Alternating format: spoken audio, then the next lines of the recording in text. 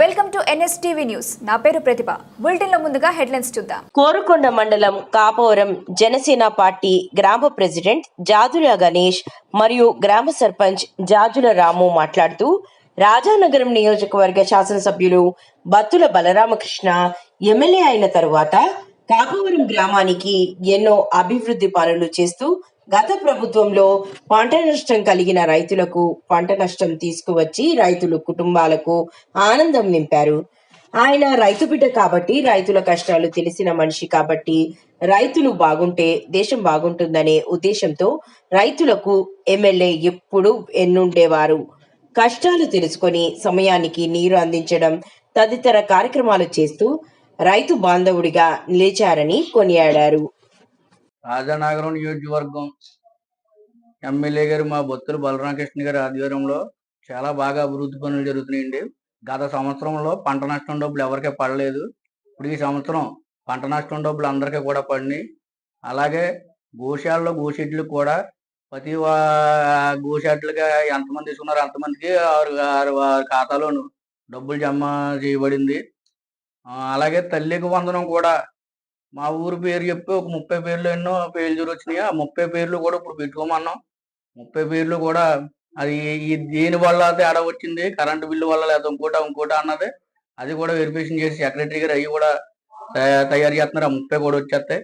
MLA గారు మన రాజానగరం నియోజకవర్గానికి బొత్తుల బలరామకృష్ణ గారు ఎమ్మెల్యేగా ఉన్నాం. ఇక్కడ తీసుకున్న జనం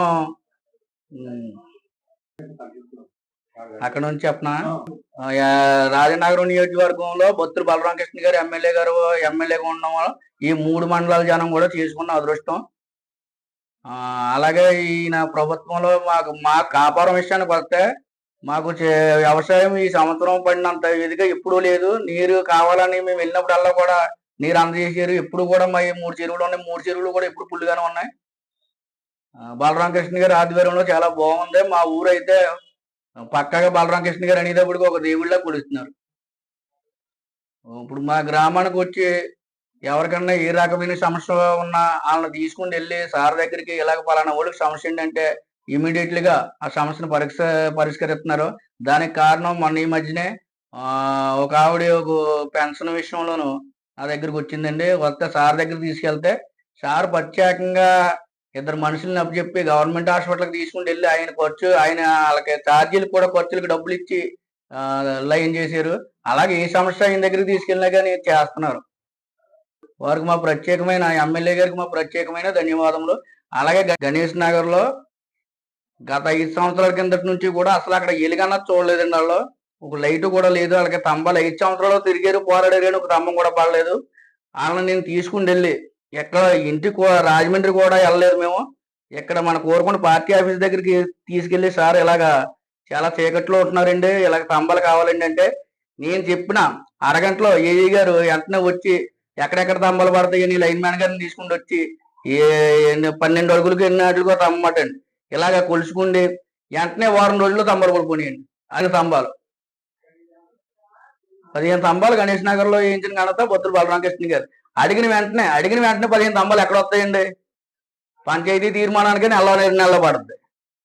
అన్ని రకాల అన్ని ఇమ్మీడియట్లీగా అలాగలాగా చేయించేసి 10 రోజుల్లో స్తంభాలు వేయించిన ఘనత ఎమ్మెల్యే సార్దే. ఇలాగ ఆఫీస్ దగ్గరికి వెళ్ళి సార్ ఇలాగ వాళ్ళకి కరెంటు కూడా లేదు, చీకట్లో ఉంటున్నారో అని ఒక మాట చెప్పినందుకు ఎన్ని స్తంభాలు పడతాయని ఏఈ గారు అప్పటి వరకు ఫోన్ చేసి వాళ్ళు ఏఈ గారు మామూలుగా వాళ్ళు అడిగేవారు. జనం మామూలుగా స్తంభాలు కావాలని అడిగేవారు, పట్టించుకుంటేవారు కాదు. ఆ ప్రభుత్వంలో అలా ఉండేది. ఏఈ గారు ఫోన్ చేసి ఎక్కడ ఉన్నారండి మీరు అని చెప్పి లైన్ మ్యాన్ గారిని తీసుకొచ్చి 12 అడుగులకు ఒక స్తంభం చొప్పున అప్పటికప్పుడు కొక్కులేరు వాళ్ళ ట్రాక్టర్ ఉంటుంది కదండి, కరెంట్ ఆఫీస్ సంబంధించింది, వచ్చి ఇమీడియట్లీగా చేసిన ఆ స్తంభాలు వేయించిన ఘనత బొత్తుల బలరామకృష్ణ గారు. ఈ రోజు కూడా కాపువరం గణేష్ నగర్ లో బలరామకృష్ణ గారి వల్ల మాకు వెలుగొచ్చిందని చెప్పుకుంటున్నారు. కాపువరం ప్రజలందరికీ కూడా నమస్కారం.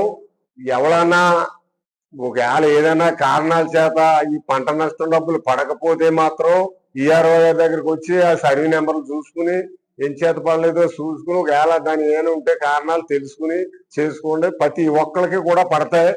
మునిగిపోయిన చేయనికి దేనికి కూడా పోకుండా అందరికీ పడతాయి. ఈ కూటమి ప్రభుత్వం వచ్చాక ఎవరికి ఏ లోటు రాకుండా గవర్నమెంట్ ప్రతి ఒక్కరికి న్యాయం జరగాలి. రైతు అన్నవాడు పోటాకి లేదు. అని ప్రతి ఒక్కళ్ళు చెప్తున్నారు. అలాగే చంద్రబాబు నాయుడు గారు, పవన్ కళ్యాణ్ గారు, బత్తుల బలరామకృష్ణ గారు, ఈ కూటమి ప్రభుత్వం వచ్చాక ఎవరికి అన్యాయం జరగటానికి లేదని ఈయన రైతు బిడ్డగా ఉండబట్టి ఈయన రైతు బాధసాధలన్నీ తెలుసుకుని రైతులకి అన్యాయం జరగకూడదని ప్రతిదీ కూడా అన్ని మంచి జరగాలని, అలాగే గోశాల డబ్బులు కూడా పడతాయండి. గోశాల కట్టుకునే వాళ్ళు ఎవరైనా ఉంటే గోశాల కూడా డబ్బులు ఆల్రెడీ అవి కూడా వెంటనే శాంక్షన్ అవుతాయి.